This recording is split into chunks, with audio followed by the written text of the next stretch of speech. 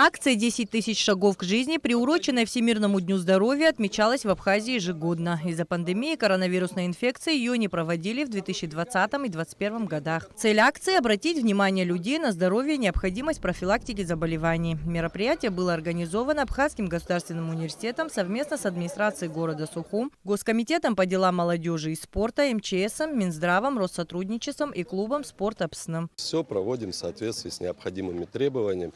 Понимая, что маршрут достаточно непростой, но уверены, что по итогам все спустятся с очень хорошим настроением и положительным зарядом энергии. Думаю, что подобных акций надо проводить как можно больше, как можно чаще, потому как здоровая нация – это красивая и хорошая страна с перспективным будущим. Жители столицы с большим энтузиазмом приняли участие в оздоровительном походе. Хорошему настроению способствовала и отличная погода.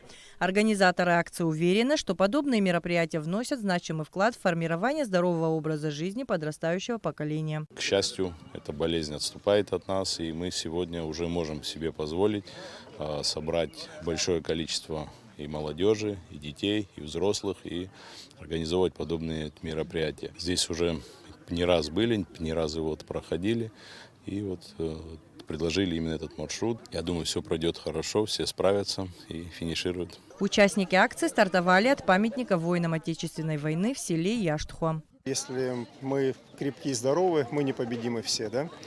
И вчера этот маршрут мы прошли, посмотрели, чтобы никто не заблудился, развесили на сложных моментах, на сложных поворотах георгиевские ленточки. А сегодня огромное количество молодежи пройдет по тем местам, которые стали ключевым моментом для освобождения Сухума и дальнейшей уже победы абхазского народа в войне за свободу и независимость. Уверен, что все справятся.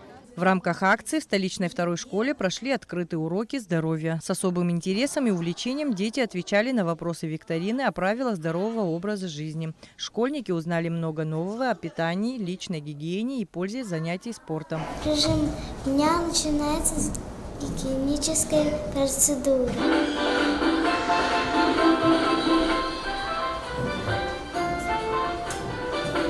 Адица Сагария, Алексей Агухава, Константин Парулу, Абхазское телевидение.